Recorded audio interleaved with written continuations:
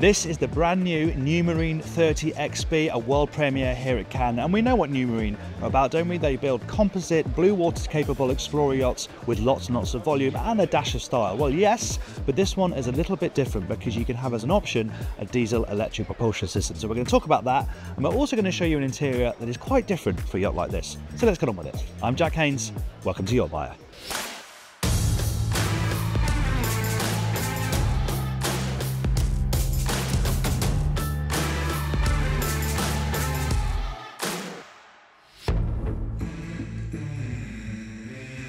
Before we start the tour, please make sure you're subscribed to the channel. It really helps us out. Hit subscribe and the bell icon, and if you enjoy our tours, you won't miss another one. Right, let's move on with this tour then. So this is an incredibly flexible deck space. It's huge as well. It is connected from right here on the aft, right to the bow, down the port side deck.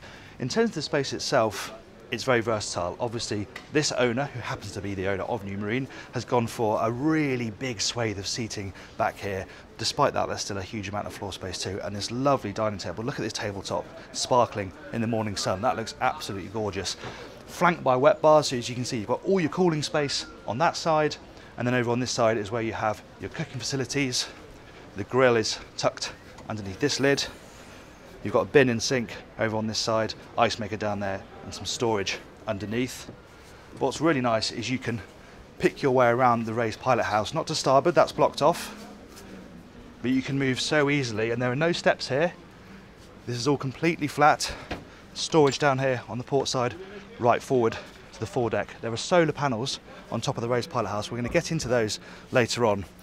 And look at this sun pad. This is probably the biggest sun pad I've seen on a yacht of this size. It is absolutely huge. You could pretty much get the entire party of guests on that, relaxing in the sun. Of course, a bit of shade if you want it overhead as well.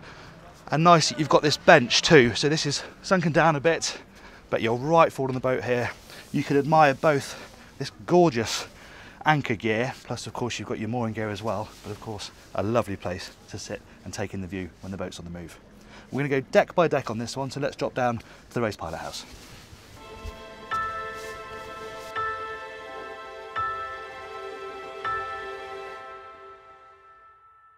I just mentioned how sleek this raised pilot house design is. It really does not disturb the profile of the boat at all. The worry, of course, is that down here the view is restricted because of that, but actually it's very good. Despite having this tall section here where you've got the screens, you've still got a nice clear view forward and a fully adjustable seat as well, so you can move yourself to get more comfortable and improve the view.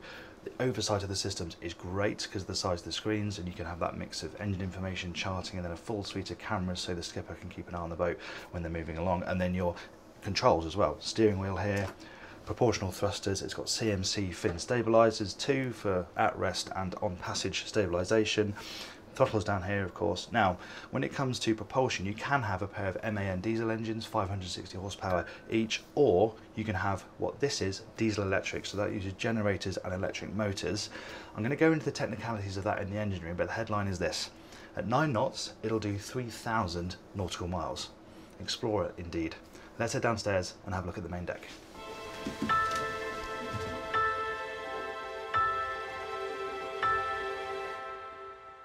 There's more interesting design on the main deck with this terrace aft of the cockpit. It's versatile as well. You can have it as a seating, relaxing area as it is now, or it can be somewhere where you can stow toys. You can fit a crane and have jet skis up here, for example. Incidentally, the tender on this boat lives in a side loading garage underneath here. We'll have a look at that later on. And then we're into the cockpit, and this is a really nice sheltered dining space, obviously well connected to the galley, which is just a little bit further forward on this deck. And what's lovely is how it syncs with the saloon. This lovely big opening, completely flat floor, towering headroom, and it's a unique decor in here. It's lovely. The contrast of the grey ceilings where you can still see the brushstrokes, grey flooring, and then the pop of the lighter woodwork. It's quite Scandinavian, fresh, bright. It's lovely. And look at the size of that TV over there. Opposite a bar and a very comfortable seating area. And this is angled cleverly because it can drink in the views from this amazing set of sliding doors. They're electric, push button, so they swing open. Fabulous views. Obviously when in Anchorage, a bit better than when you're at a boat show, but also they really want to be able to ventilate this boat with natural air when they can, and obviously that helps massively. Moving forward, we come to a very large wine cooler, and before we get to the owner's cabin, let's pop in and have a look at the galley. And it's impressive sized galley for a 30-metre yacht. So you've got cooling space as you walk in here, a crew door out onto the port side deck, because the crew mess is down these steps here, so they've got easy flow through the boat and obviously very easy flow back into the saloon. It's a good size, isn't it? And very bright. Large windows, really nice high-end cooking equipment, large sink over here and plenty of storage, and crucially, as I said, it's very easy for the crew to get through this area and through the boat. Let's keep heading forward though, because the owner's cabin on this deck really is the star of the show.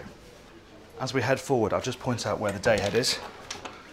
No window in there actually, but it's very nicely finished and very convenient in terms of location, but that's enough toilets. Let's go and have a look at this cabin. See, this is the door to close it off from the accommodation, and when you first come into here, this lovely big storage area, proper walk-in wardrobe, hanging space, loads of drawer storage. That's really nice, and there's more storage to supplement that further into the cabin, but this is the wow moment. Those windows from the outside, well, this is the effect from the inside. Isn't that amazing? These floor-to-ceiling panes of glass. If you must work when you're on board your boat, it's a pretty good place to do it. And we're not getting the best effect inside the show, but imagine this on anchor, waking up in the morning, opening the laptop if you have to. Pretty cool. And also, you have an opening port. Natural ventilation is very important throughout the boat. The decor works really well in here as well. I love the furniture, the look and finish. It's different, but it's really nice and quite functional as well. And this is a nice area, isn't it? Just to chill out next to your big windows. Fabulous. Over here is where you find the ensuite bathroom. This is a good size. Again, these pops of colour work really well. Lots of greys, so having a bit of colour is nice. Huge shower cubicle here, and then a big sink unit as well. Again, another large window and yet more ventilation, but there's something really cool that I want to show you before we leave this cabin. I just need to grab the control from under here, because the final piece of the puzzle is the private terrace. And the glass does this. So you can block off the glass, you can close the door, and then you can sit down and enjoy, as the owner, your own private terrace. And what a view that is.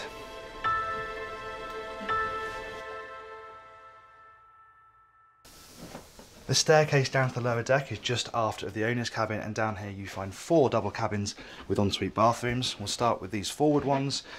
As I said, they've all got bathrooms, so privacy is great, and you have the same look and feel down here. It's really tastefully done. I love the accessories, the bedside tables, nice amount of storage over in that corner as well. Decent amount of hung window, not quite as good as the ones we're about to see, but the bathrooms are nice. Similar theme to the owner's cabin, in fact, with the separate shower cubicle. Headroom is excellent throughout. And if we move amidships, we come to the larger set of guest cabins. Just on the way, I'll point out that you have got a fridge down here. I like to see this somewhere where guests have drinks, so they can get there in the night. They don't have to go to the galley if they need to get some supplies. Let's just check out. Again, they're identical. The larger set of guest cabins, the VIP staterooms. Again, beautifully finished, slightly bigger beds here. They just have a bit more room to move around, more floor space, better AV setup as well, a little more storage behind the door, an even bigger hull window. And I quite like the way they've integrated the air conditioning vents. I can just feel the cool air drifting in now. But again, you've got opening ports if you want some natural ventilation instead, but that's very neatly done. And these have lovely bathrooms. See how the storage is neatly integrated up there? There's more underneath this area as well.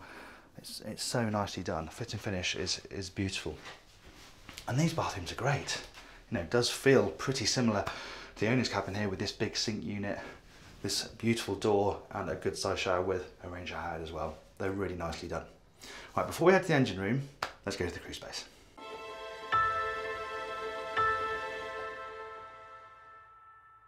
Now, as I mentioned on deck, the crew access down here is via the galley, and I know you guys are often concerned about the conditions that crew live in on yachts like this, but I, for one, was very impressed with this space, and see what you think of it as well. You come down here, you're straight into the mess, so you have your washer-dryer facilities, a seating area here, which is opposite the TV and the navigation screen. They've got a fridge here, microwave, and a bit of storage above. Opposite, you have the private captain's cabin, so they have their own space with their own bathroom. There's a desk behind, obviously the bed here. And if we move forward, this is in use, so thank you to the crew for letting us on board. This is identical, so they're exactly the same. We'll just pop into the port hand one. And what's really great about this arrangement is that the bunk, the top bunk, is pushed outboard, so the bottom bunk hasn't got somebody above them, so it doesn't feel too coffin-like, and there's reasonable clearance above the top bunk too. Storage, excellent. Big hanging locker here. storage overhead too, and it's really bright. Artificial light is great. It helps that it's got a light decor as well, but again, you've got your porthole too, so natural light can come in here, and there's more storage at foot level as well. Good bathrooms. And they're not wet rooms either. You have got a separate shower cubicle, so you don't soak the whole thing when you have a shower. You've got your toilet and sink and storage, and yet more natural ventilation. I think for a cruise space on a yacht of this size, it doesn't get much better really. The Beach Club on the 30XP is a great piece of design. It folds up all sides. This is a folding section. You've got one over there where those seats are, and we can't get it down in the show, but you can see that platform folds down as well. And then when you want to move the boat, you fold them all up, and it leaves a gap as well at the top here when you're on the move. And this is really flexible. So clearly this is set up as an outdoor gym, which is a really cool use for it. What an amazing space to have your morning workout and then just drop straight into the water when you've got a bit of a sweat on. But other boats in this range, this is hull number 1, they've got a few more in build, you can have this as a beach club, a more natural beach club without the exercise equipment, but as I said, within reason you can pretty much do what you want here. And there's some nice detail. You know, this is somewhere where you're going to exercise, so you want to be able to shower. They've got this lovely carbon fibre deck shower slotted into the deck. The way they've integrated the mooring gear as well, and of course having the balconies down just gives you this extra living space. It also connects to the tender garage, of course. Tender garage is here on the side of the yacht. You've got a fridge down here as well, so you can get some drinks, and it connects to the engine room, which is over there on the starboard side. There's just one thing I want to show you, because you're probably wondering about access to the tender garage from on board. Well, that is here. This side door, there's a deck hatch down there. You can actually just see the tender poking down here. There's room for a 5.5 metre tender, so if you need to get into that space from on board the boat, this is where you do it. Have you ever seen a better looking engine room door? Let's pop it open, see what's inside.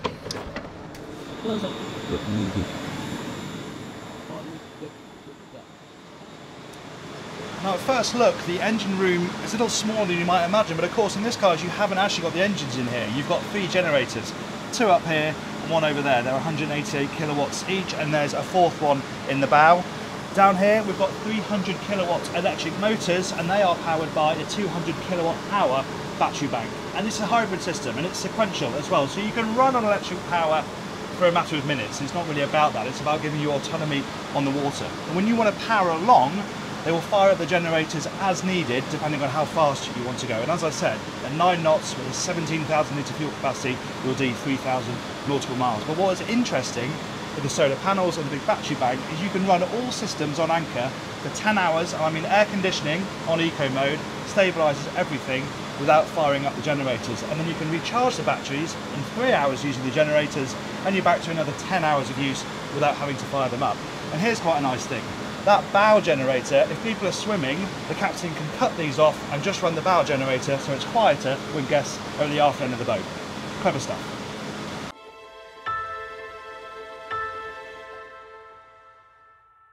Often you hear the term explorer yacht and you think, okay, it's going to be capable, but it's going to lack style. Well, that is not the case with the Numarine 30XP. It has that blue water capability, that massive cruising range, but it is also packed with wow factor moments, from the beach club to this connected upper deck to that owner's cabin. And you have the balance of, if you want it, that hybrid propulsion system. It won't work for all uses, but it's a nice option to have if you want it. And let me know in the comments below, if you were to be speccing this boat, would you go for standard diesel or would you go for diesel electric? I'd be interested to know your thoughts on the system. Thank you for watching that tour of the Numarine 30XP. I hope you enjoyed it. If you did, please give it a like. And if you like your explorer yachts, we did a tour of the Arxon 85 with a 7,000 nautical mile range. I'll put that for you up there. If you'd like to subscribe to the channel, you can do that by clicking up here. Thanks again for watching. I'm Jack Haines. This is YachtBuyer.